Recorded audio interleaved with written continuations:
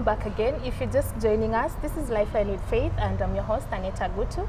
In studio with me, I have a very gorgeous guest. Her name is Zoe Ivy. She's a single mom of one very beautiful daughter. She's a content creator or a YouTuber, I'll call her that. And we were just going through or diving into some of the concepts and perceptions that people have about single motherhood, especially. And she has also shared her journey of single parenthood. And so we're just here to engage her more. And Zoe, what are some of the misconceptions that people have about single motherhood, or rather single parenthood, if I'll put it that way? Number one, we slept around.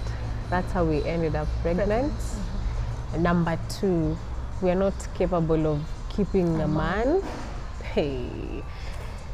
Number three, what can I say? Number three is acha tu tubaki tu na hizo mbili kwanza. The major ones. The major, I think those two are the major ones. Yeah, and you know why I'm saying especially number two, we're not able to keep a man, because most people, when you're coming out of a relationship and you're starting life alone with a child, they start saying alivunja familia. Kwanza relatives, alivunja familia, si tulimwambia, you know, those kind of things. Yeah. Family, please. Some matters are just better off not talked about. Yeah. Especially when it comes to how Flani's daughter is a single mother. Wanapenda. If you want to know more, just get that daughter, sit her down, ask her what happened. Why are you a single mother? Why are you, you know, I really, let me not go there. So can you talk about a time when you felt terribly, shocked or rather upset by how you were treated as a single mom? In all honesty, there's a guy, I have two actual experiences. Let me start with the first one. I'll keep them short. The first one, when I left, I was looking for a job.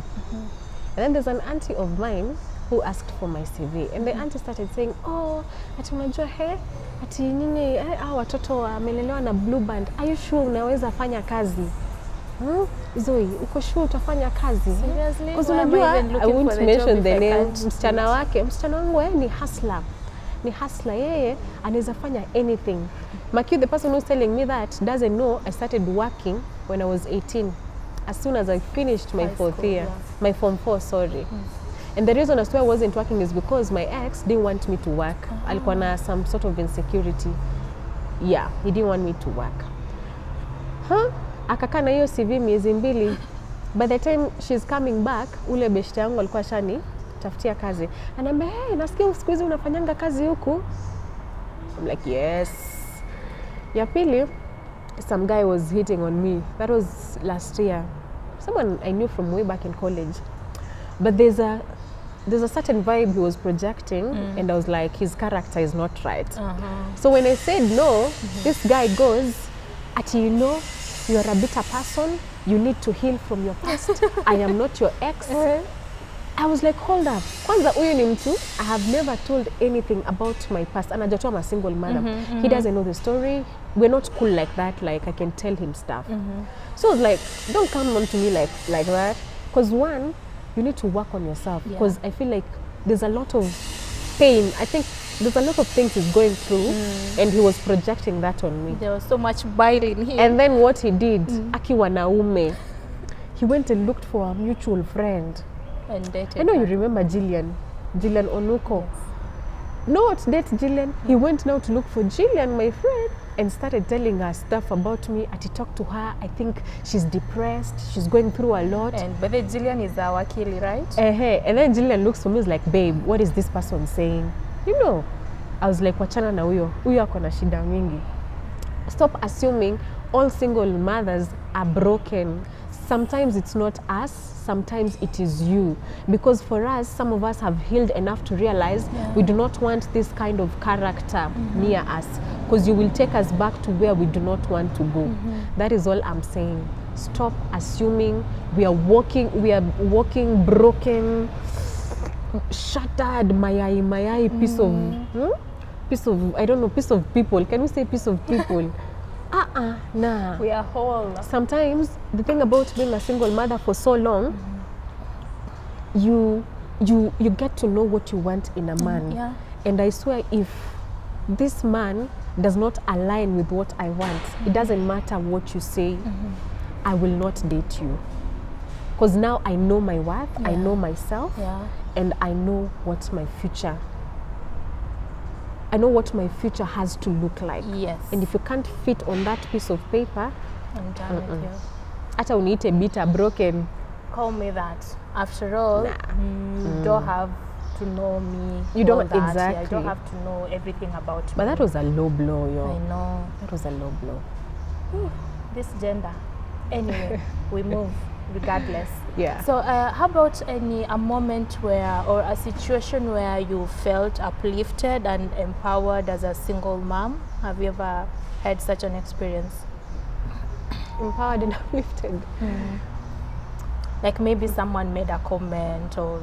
Yes. Can I shock you? Please do. Do you know people who praise me as a single mother are people mostly that I've never met? People who know nothing about my story. I find especially men, they're not hitting on me, by the way. Najua mtasema hao wana slide kwa DM. No, these are men who just, sometimes I do these clips you post, you know, Facebook stories, and someone who has been watching me from way back when Zali was small, someone goes like, you're doing a very good job. I don't know your story, but I'm proud of you. Iyo too. It's uplifting. And I feel so good. Another one is my mom. My mom is a typical Luya, typical Youre, tough woman. But what she usually says, usisikize watu. You know, the other time, there's something she told me. I know people think I do everything for you and you're not in a position to take care of yourself. But one day they'll be shocked to realize you're doing all these things by yourself. By yourself, yeah. Akanambia, don't listen to these relatives, don't listen to anything they're saying, keep doing what you're doing. Yeah. And I was walking in town, nakumbuka nilikuwa napita ile chomia pale City Star. I shed a tear. I was like, so she feels me. Because you know what people, these really guys say, our moms really know what we go through. Ati unalipiwa rent na mama yako, unalipiwa school fees na mama yako. But she's my mom. Exactly, she's my mom, yes. But yo, calm down. I also work hard for this. You know, stop assuming. So I think those two things really make me feel good.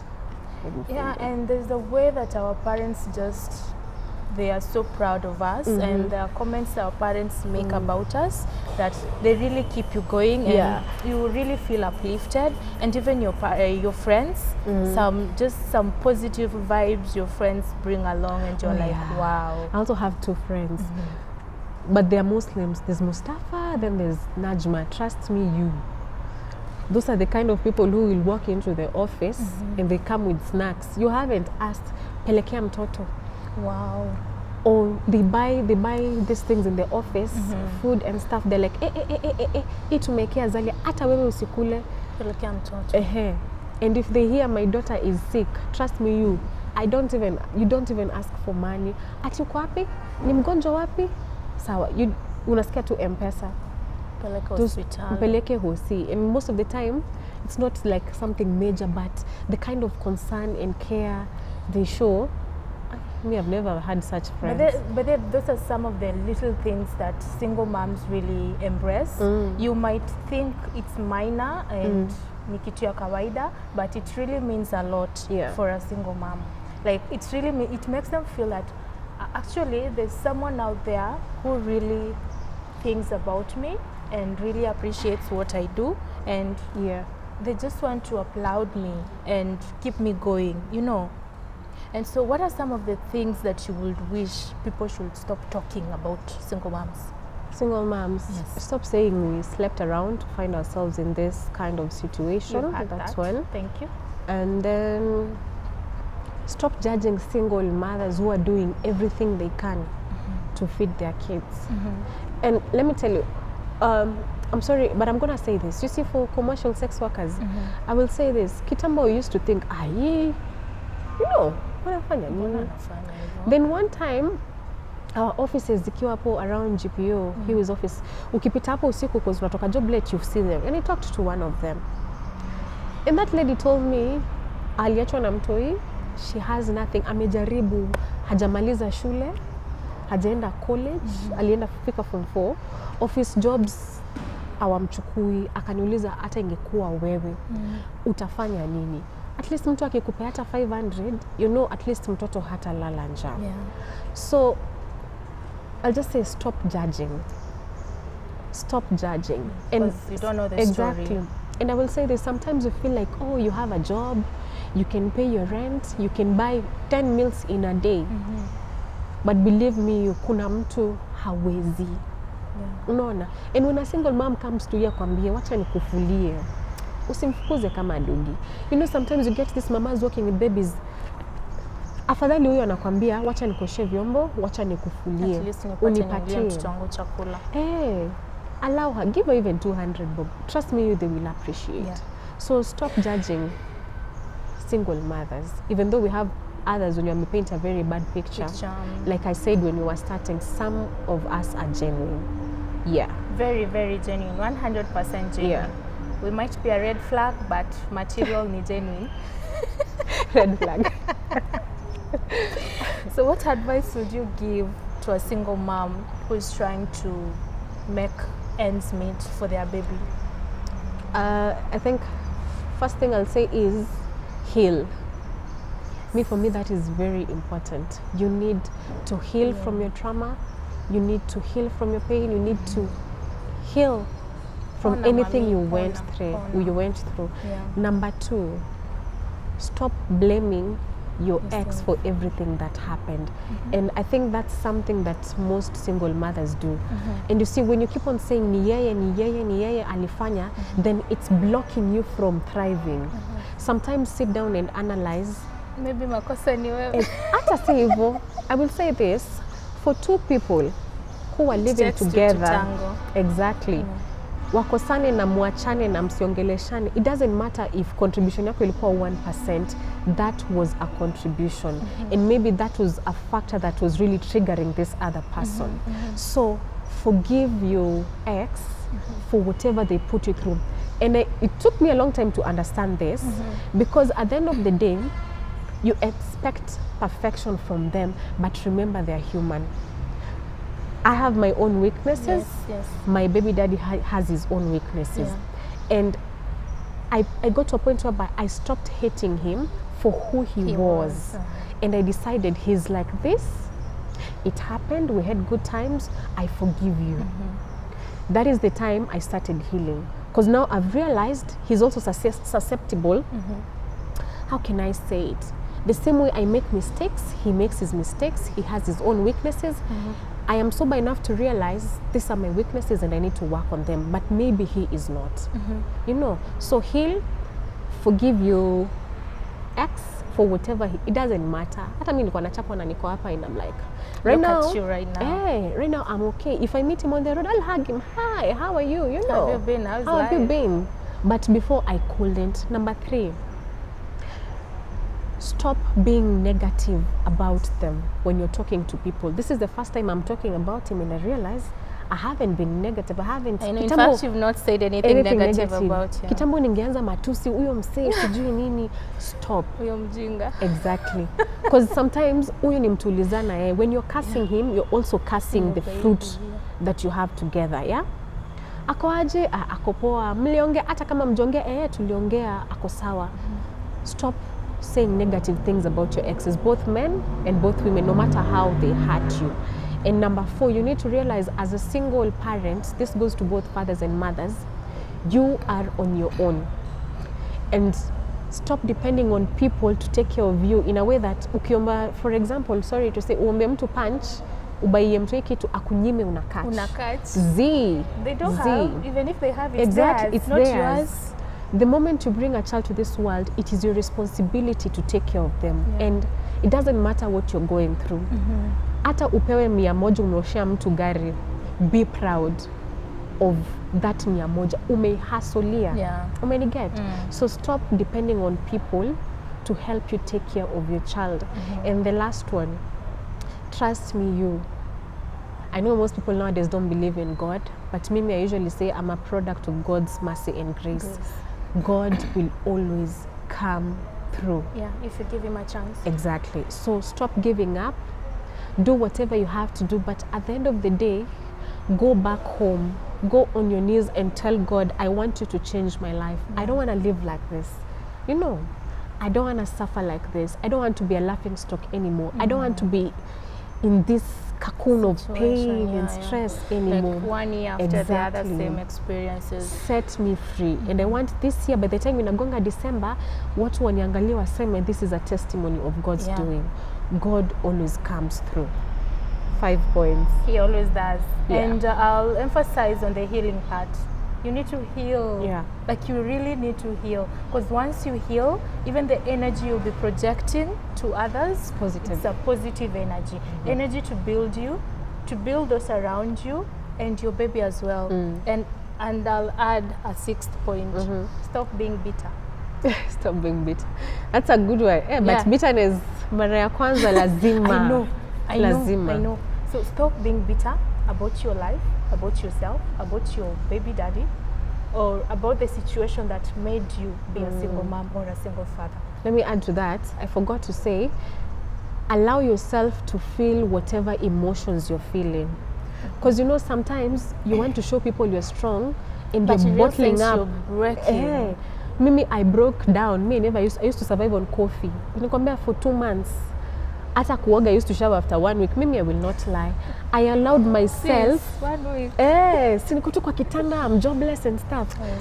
Feel your pain. I want you hate this person who put you through this so much that at some point you get tired of hating and you feel like you want to pull yourself out of it. If you don't want to eat, don't eat. If you don't want to shower, don't shower.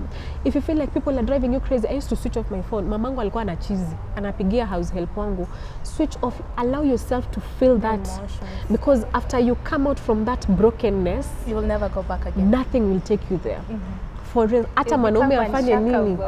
By the way, I'm not even exaggerating. Me, it's 4 years now. The first 2 years, 2.5, I was in that cassette. I allowed myself to be there for so long. So right now I'm pulling myself back up and I feel good. Like for once I feel good about my body. I used to hate my body because I used to think I added a lot of weight. So maybe alinifanya hivyo juu nilikuwa mnono. I started going to the gym. I started eating healthy and stuff like that. And then I started being happy because now I've released the anger, and then you start seeing your face is glowing. These things happen. And you feel good about yourself, and nothing, I will tell you, after that, nothing will ever take you back there unless you allow yourself to. And don't do that. Never get to that point again. And you having survived or having been a victim of gender-based violence in your past relationship, what advice would you give someone who is trying to get out of that relationship, the same kind of relationship, but the fact that they have kids, they want to stay. They know they're hurting, they're unhappy, they want to move out, but they can't because of the kids. I will say this. Najua being in that relationship inakwanga like your safe haven. Because you know, atanipiga, I will heal. Tomorrow wounds, you know, atanunua chakula. Atalipa bills. Ukitoka utanzia wapi. And I will say this. Some of us don't have parents like me who can help you. You may be an orphan or your parent is at home, there's no way out. But this is the advice I'm giving you. It is not about you. It is about that child. I don't care if you love that man or love that woman, because I know even women hit men. I have a friend who's been through that. I do not care what kind of love you're feeling for that person, but if you care enough for your children, walk away. And then this is the thing, we're living in a generation right now whereby watu wanauana tu. So do you want your story to be the next we're watching on NTV or Citizen?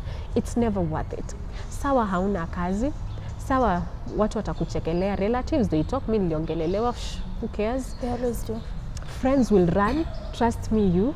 Mimi the friends I used to have kitambo, I don't have them now. Anymore. None, I don't care also. But I will tell you one thing. Your mother ako nyumbani, sijui Kisii, sijui wapi kwa kale kanyumba. Carry your kids, go. Carry your wahala. Start from somewhere. Go. Exactly. Hujui vile utaishi. Ati umewekwa sijui Kilimani or wherever or Kasarani ama Umoja like me. Tafuta nyumba. Me, I looked for a house in Kayole sometime. One room, 1,500. Sijui kama zimepata. My friend, go. You know why? Because we have women who are living in that kanyumba and they're washing people's clothes and they're surviving. Yes. As long as you know what you want, you will rise. Inaitangwa baby steps. Utatamba, utatoka, utachekelewa, utasikia uchungu, utatamba. Utaanza kufulia watu nguo, unapewa 500, that's a step forward. Utasonga tena. From that unaweza kuwa upgraded, upate kazi ya security, unalipwa 7,000. That's another step. So itakuwa ngumu hapa chini, but baby steps, baby steps, baby steps. And you will make it. Don't be in a violent relationship thinking ananilipia rent. Just because he's paying my bills, I don't have a place to start And from. one thing about violent people, there are times they are really good. Let me tell you, me and my ex, we used to be really good. But when it's bad, it's bad. So saa zingine unajishikilia unasema, nitamuombea, aka kapepo, kakunichapa katatoka. And that's never happens. That's where most of us Go get wrong. it wrong. Like, I can make him change. I can make her change. She's a psycho, or maybe he's a psycho. He's like, no.